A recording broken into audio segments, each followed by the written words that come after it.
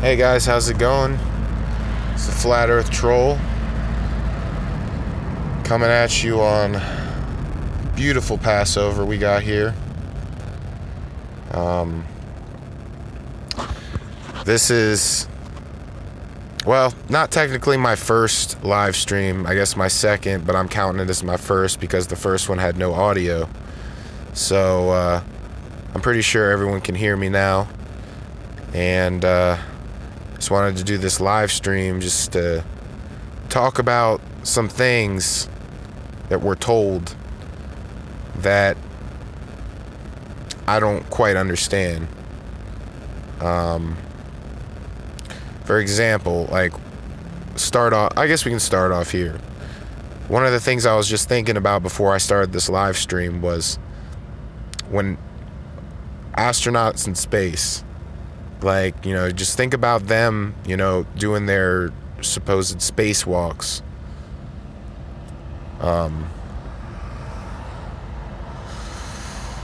It's like the thing that I don't understand is how can they be in a well, basically a pressurized suit and be working in a vacuum at the same time. So I guess what I'm trying to say is, how can a pressurized suit possibly survive the vacuum of space? If you really sit and think about it, it doesn't really make much sense. There's no technology out there that can override a vacuum. There's just not.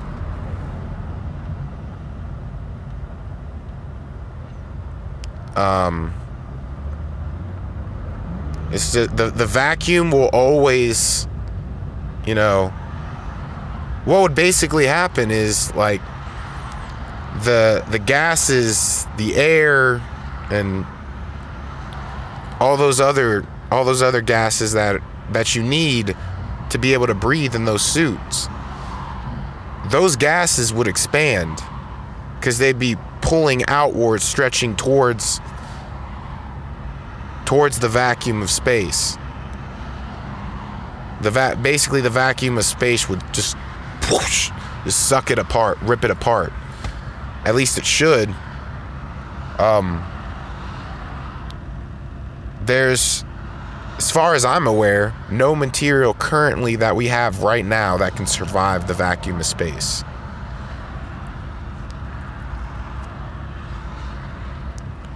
And, you know, maybe, no, I don't believe that there's any type of material that can survive the vacuum of space. I mean, what are even these spacesuits even made out of? I mean, come on, guys. It's like, I mean, it's like they gotta be basic materials, you know? I mean, they need to be able to move around freely and whatnot to be able to do all the stuff that they supposedly do.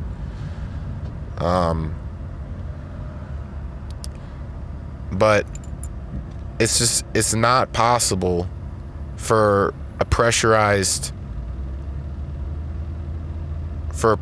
suit to exist in or near a vacuum.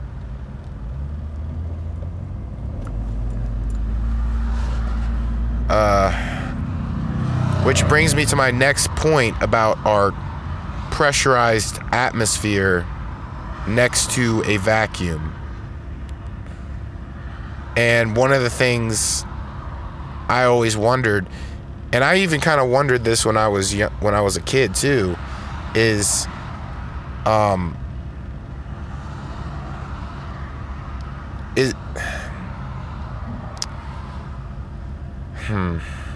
how do I say this? How is it possible for that atmosphere to be contained right next to the vacuum of space? And I know what people are going to say is, oh, gravity. It's like, but my whole thing is, can gravity really do, like, gravity must be doing a million billion and one things all at the same time and moving stuff around in all kinds of directions. First off, it keeps the planet and the atmosphere together, and it pushes everything towards it, is what they say.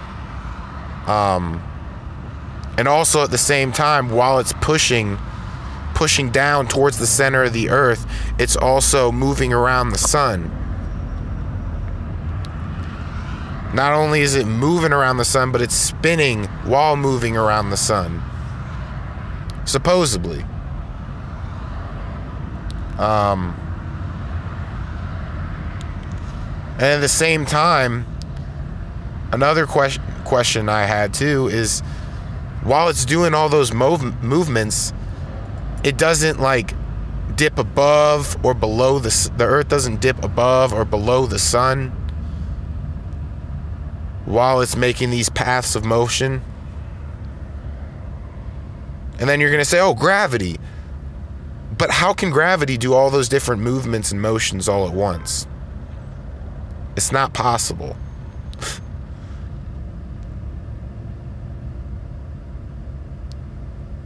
It just can't. It can't happen.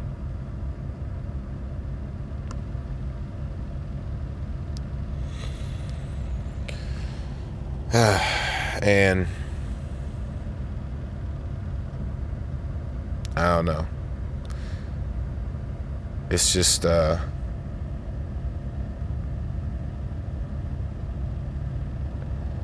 just doesn't make sense. It doesn't make sense to me, and I know there's a lot of other people it doesn't make sense to. But before you go hating on flat earthers and whatnot, and before you go doing any of that,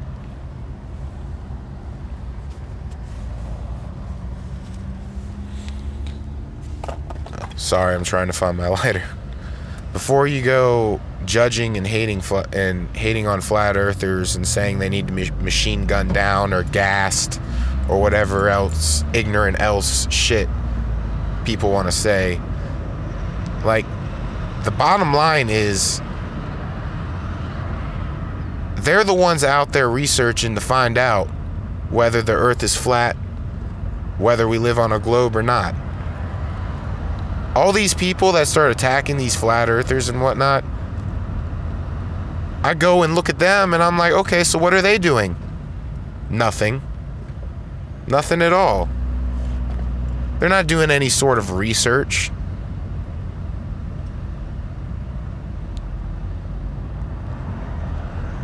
See, their idea of research is throwing a bunch of numbers at people and being like, there, that proves it.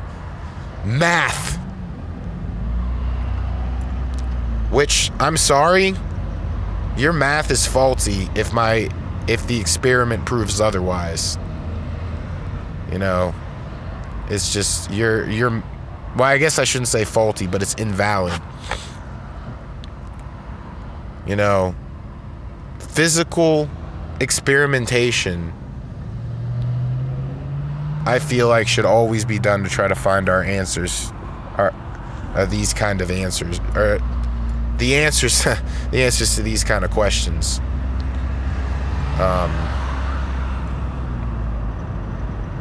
You know, even as a kid, it's always been, it's always been my favorite thing is when we got to do hands-on experiments and whatnot, and, actually test things out,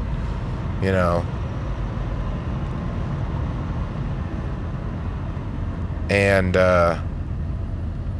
yeah, it's... And, like, not only is it a way easier way to finding out answers to our reality, but it's also fun. I used to love those kind of experiments when I was a kid. And,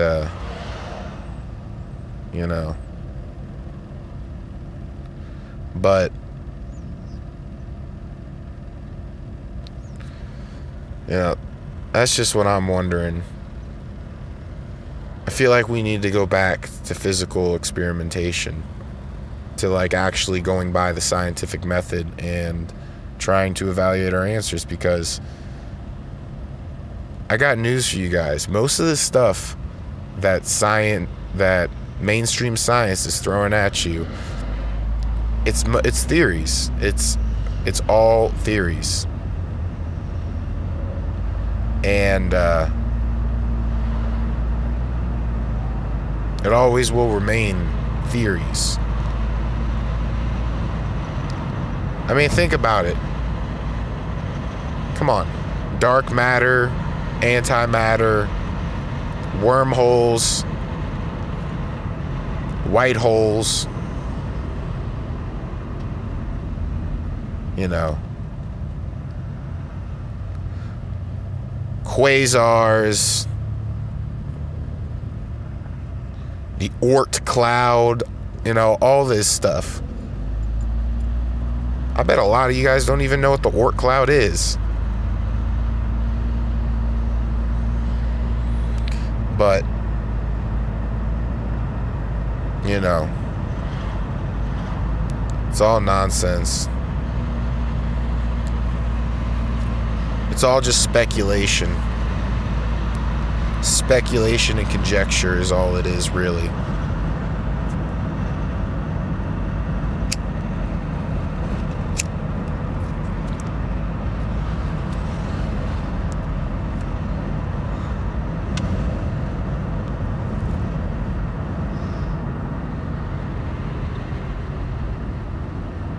And, oh, one other thing while I'm still thinking of gravity. I remember when I was in high school, my astronomy teacher, she was also,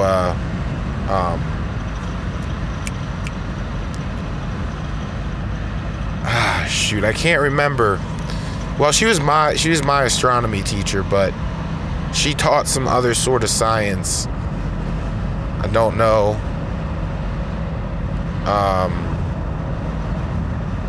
But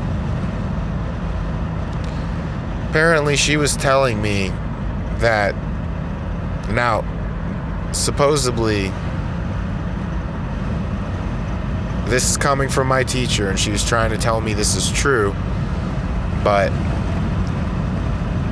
supposedly she was like, you know how you're sitting in that chair right now?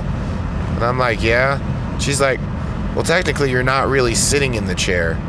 You're kind of floated in the chair. You're being repelled by electromagnetism or something, or magnetism or something. And that struck me as odd. And I heard other people telling me that was true as well. So if that is true, where the hell is gravity in that situation? If that's true.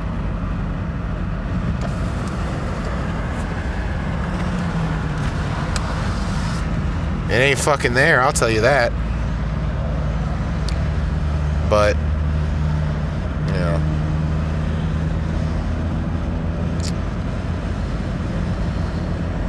And that, I remember that just blew my mind as a high school student. I'm like, what?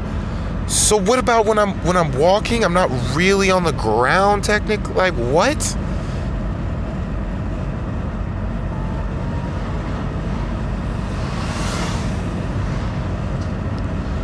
But, well,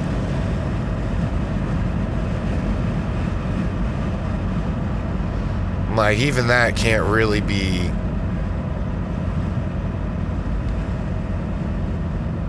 I suppose maybe it could be proven, but even if it was, it would be really minuscule.